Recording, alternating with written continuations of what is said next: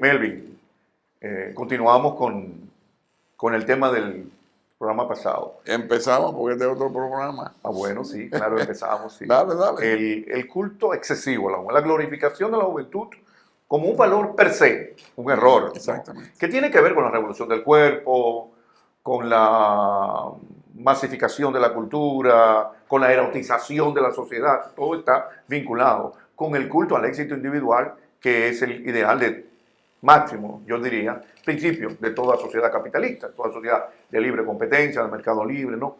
El éxito individual elevado a categoría suprema, como si fuera un valor sagrado. ¿Por qué se insiste en apelar a la juventud como si ella fuera en sí valiosa por serlo, ¿no? ¿Por qué los jóvenes se creen hoy tan importantes por ser jóvenes? No por ser personas, sino por ser jóvenes. ¿Por qué se convierte en un valor excesivo en un mundo que al mismo tiempo desdeña a los ancianos, a los adultos, a los que envejecen, en lugar de valorarlos por su dedicación, por su entrega y por su sabiduría, por su aporte incluso a la familia, al seno familiar? Los jóvenes se convierten... Sí. Yo tengo una teoría y me gustaría plantearla aquí ahora, bajo la reserva y advertencia de que si Ramón Martínez estuviera vivo y yo hubiera ido donde él, muy entusiasmado como solía ser, Ramón, mira lo que descubrí. Sí. Él me oía paciente y al final me decía, ay, mi hermano, eso ya lo habían dicho los griegos hace 2000 años. Sí, claro. No pretendemos decir nada nuevo, sino volver sobre algo que ya se ha dicho antes. Mira, yo creo que hay en esta época, vamos a decir, en los últimos 100 o 100 y pico de años, una razón principal que dispara la glorificación de la juventud per se. Sí, per se. Y el origen... O sea, por sí mismo. Sí. El origen para mí de esa glorificación es la tecnología. O sea, la glorificación de la juventud ha ido en aumento a medida que la ciencia ha sido, en el ámbito de sus aplicaciones tecnológicas, produciendo cada vez más utensilios, auxiliares, equipos, y además haciéndolo más eficientes, más rápidos y más baratos. ¿Qué resulta? La velocidad a la cual un niño aprende es mayor que la velocidad a la cual lo hace un adulto de 60, 70, 80 años.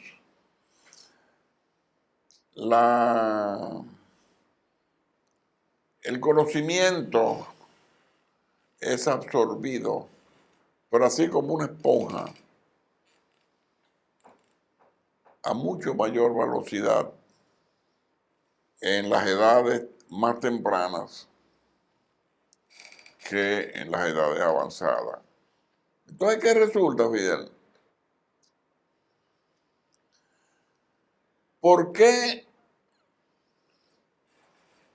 los jóvenes o la condición de joven adquiere esa preeminencia y se convierte en objeto de glorificación? Hace 200 años, 300, 400, 2000 años, ¿dónde estaba la sabiduría? En los ancianos. Claro. En las sociedades tradicionales. No, en las sociedades tradicionales, sí, claro. Bueno, es que entonces sí, todas las sociedades eran tradicionales. Sí, bueno, sí, claro. Entonces, ¿qué resulta? ¿A qué velocidad cambiaban esas sociedades? Muy lento. Muy lentamente. Sí, entonces,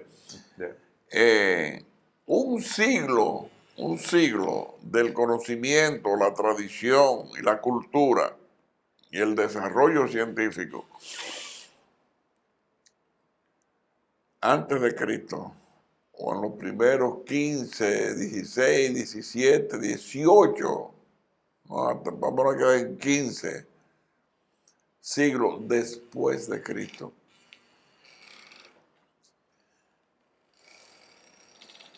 aunque aumenta la velocidad, pero todavía lo hace tan lentamente que no despoja a los ancianos de su papel social e incluso político en la rectoría de los estados Claro. y de las sociedades. Cuando Recuerda en las sociedades, todas las sociedades antiguas tradicionales, el Consejo de Ancianos, para decidir las grandes cuestiones, claro que sí, religiosas o civiles. ¿Bien? El los Consejo de ancianos, Ancianos, venerables ancianos. los ancianos eran Sí, depositarios no solamente del conocimiento, sino también de la autoridad. Eran las dos cosas. conocimiento y sabiduría, que son dos cosas ahí. Conocimiento y sabiduría. Que no es lo mismo, Melvin. No. Por lo menos en el concepto oriental no es lo mismo. Claro que no es lo mismo, pero sí, no es lo mismo. Incorporo también el de autoridad. Autoridad, claro, sí. Bien, entonces, a medida que la tecnología ha ido produciendo innovaciones, cambios cada vez más rápido, ha necesitado una aceptación y una asimilación de funciones más rápida. ¿Dónde la ha encontrado en los jóvenes? Sí, un punto. Esa autoridad que tú señalas en el anciano venerable de las sociedades tradicionales no venía de él mismo, venía dada por su conocimiento y sabiduría del mundo. Exactamente. No era una autoridad que se le daba caprichosamente, arbitrariamente. No, era autoridad porque era el que sabía, el que conocía, además tenía la experiencia. Era el que por haber vivido tanto, sí, había acumulado conocimiento. Por supuesto. Y disfrutaba autoridad producto de su conducta. Ahora bien, yo te añado, no solo de su conocimiento. El culto a la juventud, ¿qué es? No es un fenómeno exclusivo. El culto a la juventud es culto al cuerpo, es culto a la belleza, sí, pero es culto a la estética, a la belleza física, es culto a la salud que la ciencia y la medicina han hecho posible. Vivir más y ser joven, permanecer siempre jóvenes. Es desterrar... A eso yo me refiero, en tono burlón. Okay. A la etapa yo me gusto. Sí, pero el narcisismo, como dice el Lipovetsky, las sociedades occidentales son sociedades narcisistas, centradas en el culto individual. Y cada vez más. Y esto es lo que está pasando aquí. La gimnasia del cuerpo, no del alma. Está bien que el cuerpo se ejercite en gimnasio, pero tú tienes que leer para ser mejor persona también. Tú tienes que tener una relación al conocimiento con el libro, sea físico, sea digital. No hay ejercicio, hay gimnasia del cuerpo, no gimnasia del alma. Los griegos hablaban de la calocagacia, que es la unidad de cuerpo y alma en el ejercicio. Y los latinos lo toman. Eso de mente sana y cuerpo sano. No hay dicotomía, no hay disociación entre ambas cosas. Vuelvo, el culto al cuerpo es culto a la belleza.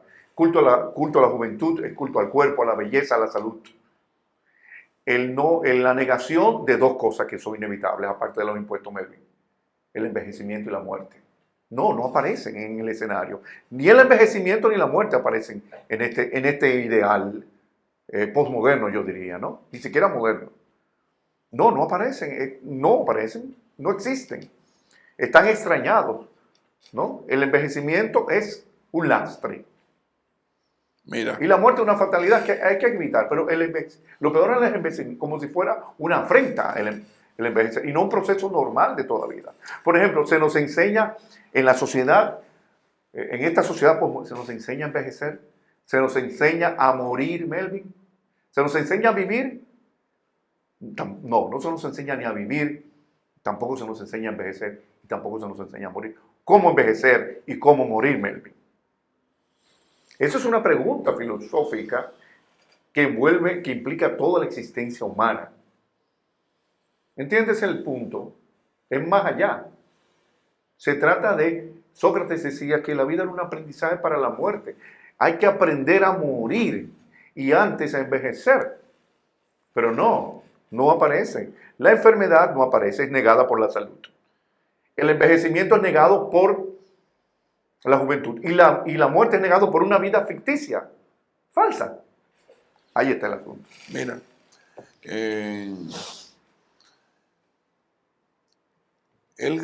la gran tragedia del siglo XX, vamos a decir, fue la Segunda Guerra Mundial. 40 y pico de millones de personas murieron. Soy gente, pero a nivel. Esa guerra librada entre naciones, pero fue en esencia, protagonizada por los jóvenes. Sí, claro. O sea, todos los ejércitos, tanto el ejército alemán como el ejército rojo, el ejército americano, los japoneses, eran muchachos jóvenes, porque ¿dónde estaba la agilidad, la versatilidad, la capacidad de resistencia para enfrentar los rigores de una guerra? La juventud. Sin embargo, fíjate, la Segunda Guerra Mundial no desata para nada el culto a la juventud. No. Para nada. No. O sea, de esos 44 millones de personas. O 50, algunos dicen, lo que sea. Bueno, no, la cantidad que sea. Usemos 50. Sí, 50 millones. 40. Bueno, porque sí, 40. Eran jóvenes. Sí, eran jóvenes. De ambos sexos. Que murieron en el frente. Pero la Primera Guerra Mundial también. Sí, pero las cantidades no son las mismas. No, claro. Y más absurda aún la Primera Guerra. Sí, pero Nada de trincheras. Ya fue por cosas de política. Sí. El caso es que la Segunda Guerra no desató en ninguna parte un culto a la juventud. ¿Cuándo se desata el culto a la juventud? A partir de mi generación. O sea, en los años 60, cuando en los años 60, cuando nosotros empezamos a desafiar a nuestros padres, sus costumbres, sus tradiciones, pues nosotros fuimos los grandes subversivos de la cultura, mi generación. Sí. Es la famosa generación del 60. Pero ahí hay una razón. Espérate. Oye esto. Entre las cosas que como argumento y como derecho nosotros reclamábamos, era abrirle paso a la juventud. Sí, claro. Darle paso a los jóvenes. En esa época, el tema no era yo me gusto. No. El tema era déjame hacer lo que yo quiero, como yo quiero, Sí. a lo que naturalmente se oponían. Pero había un conservadurismo del establishment, había una represión, era una sociedad fabricada, dirigida por viejos, digamos, o adultos, en donde los jóvenes no tenían espacio. Por eso hay una revuelta cultural. Y hay contracultura, hay underground, y hay hippies. No tenían espacio, Melvin. Espérate, antes de cerrar este segmento, y es verdad que no teníamos espacio. No. O sea, eso fue lo que dijimos. Yo fui de lo que lo dijo, pero... no, porque ustedes tienen una sociedad hecha contra la cual se insurgían. A la luz del día de hoy, yo te pregunto, y es verdad que no teníamos espacio. Bueno, Dios. Pero Melvin, vamos a aclarar al público. Espérate, vamos a aclarar algo. No quiero que se vaya a interpretar o malinterpretar que estamos contra los jóvenes porque somos viejos. No. Estamos ubicando fenómenos sociales y culturales. Melvin, en una época, tú me decías, ¿a qué se debe al principio, en el programa pasado? la crisis o la pérdida de lo sagrado en nuestro tiempo. Bueno, hay un cambio de actitud, un cambio cultural, un cambio de paradigma. Pero no es contra los jóvenes.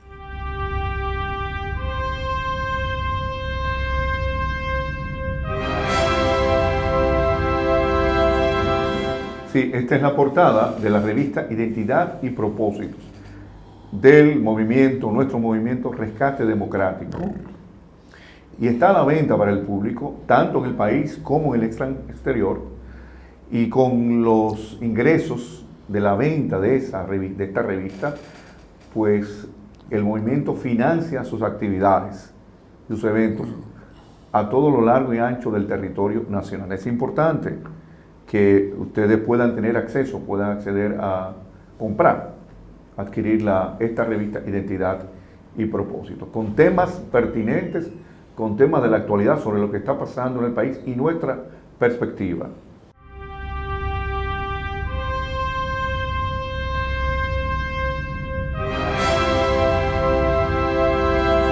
Melvin, no estamos contra los jóvenes. El discurso nuestro no es contra los jóvenes. Es contra el culto a la juventud como valor por sí mismo. Culto excesivo, equivocado incluso, en una sociedad que desdeña, desprecia y arrincona a los mayores, a los ancianos, porque ya son inservibles. En la sociedad del modelo neoliberal que se está viviendo en muchos países, aquí también en sociedades. Es decir, no es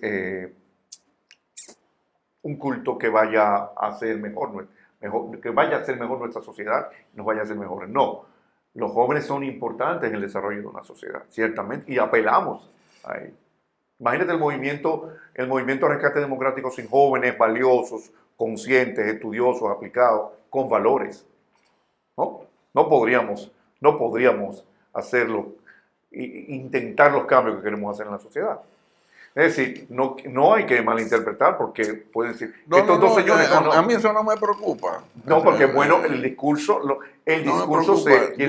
Yo lo que trato es de entender la dinámica de las fuerzas que han creado el orden, el comportamiento y el conjunto de valores sociales de la época que nosotros vivimos. O sea, yo te decía ahorita, para mí todo esto está profundamente vinculado con la tecnología. Sí, sin duda. Profundamente vinculado con la tecnología. Entonces, la expectativa en todo el mundo es que cada día, por ejemplo, esta pendejada, cada día hay uno más moderno, que hace más cosas, que es más chiquito. ¿Y qué resulta? Bueno, eso tiene un componente tecnológico, tiene un componente de mercadeo, tiene un componente de cultura, tiene un componente social. Por ejemplo, el que no tiene un modelo avanzado se considera desgraciado. Sí, el chantaje social. El que no tiene suficiente dinero se considera miserable. El mercado espera, el mercado espera que tú inviertas una parte de tu tiempo en aprender a manejar esta pendejada y cada maldito modelo y cada maldita innovación que trae. ¿Y sabes lo que? Yo digo, no, yo no voy a meter mi vida en esa pendejada.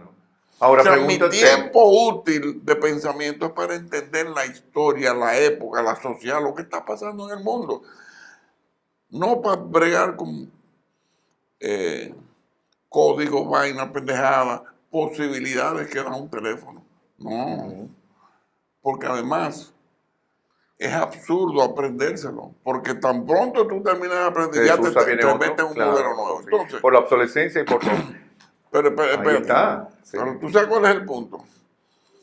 Que lo lógico es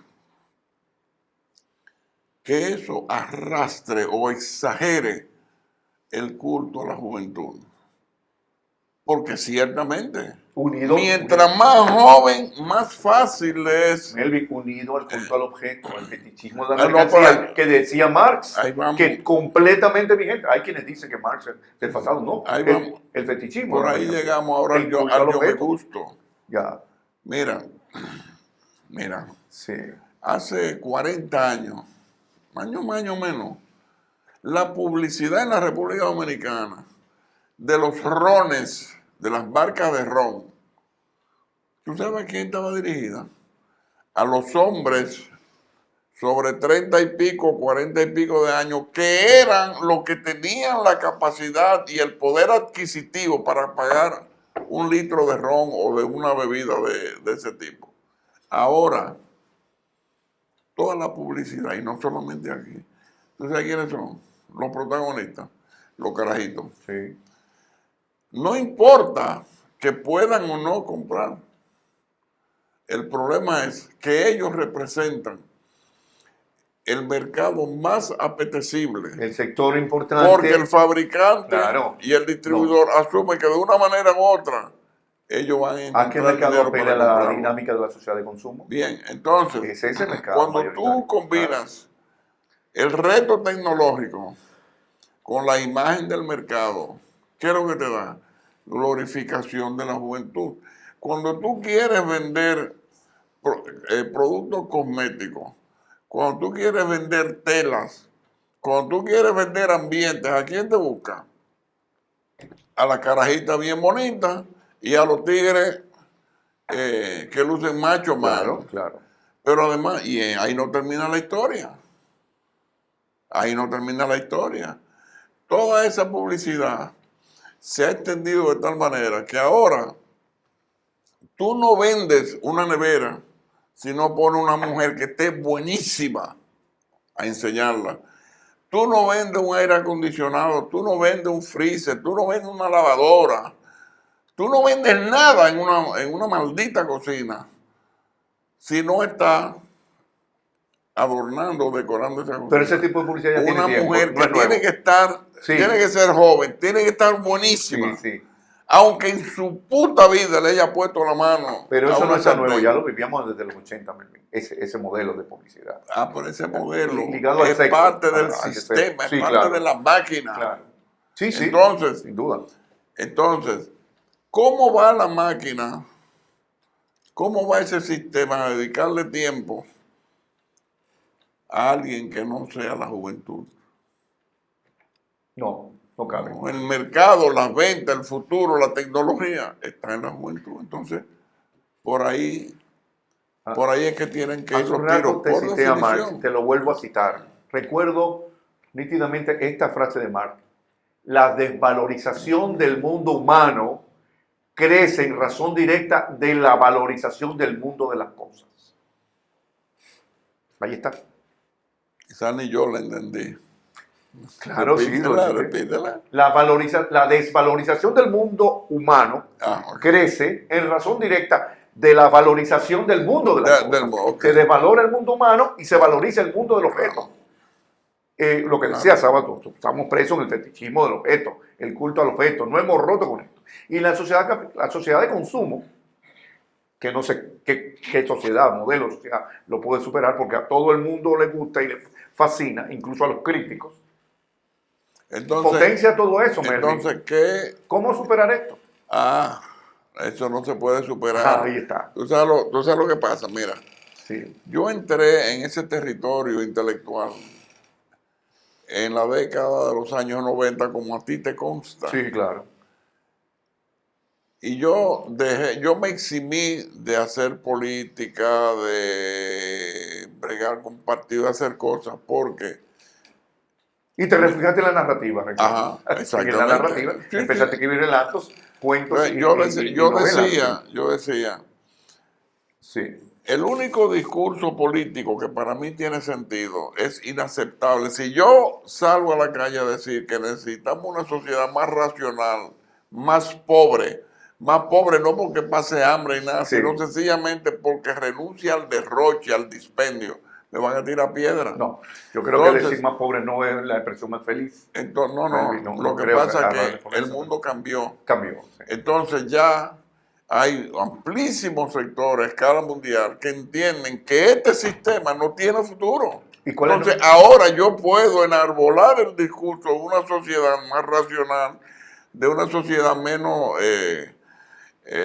pródiga, menos loca, menos absurda, porque los límites físicos, materiales, culturales, incluso ecológicos de este sistema y de esta civilización ya están a la vista. ¿Y nuestra misión cuál es? ¿Transformar ese mundo que nos ha tocado vivir o interpretarlo? No. Déjame decirte algo. Poca gente está mejor preparada que nosotros para desempeñar algún papel, algún rol en este nuevo mundo. ¿Tú sabes por qué? Porque los que nunca lo vieron llegar están traumatizados. Los que lo vimos llegar estamos mental y hasta físicamente preparados para administrar la transición de un mundo loco a un mundo racional. Ese es el mundo que hay que interpretar.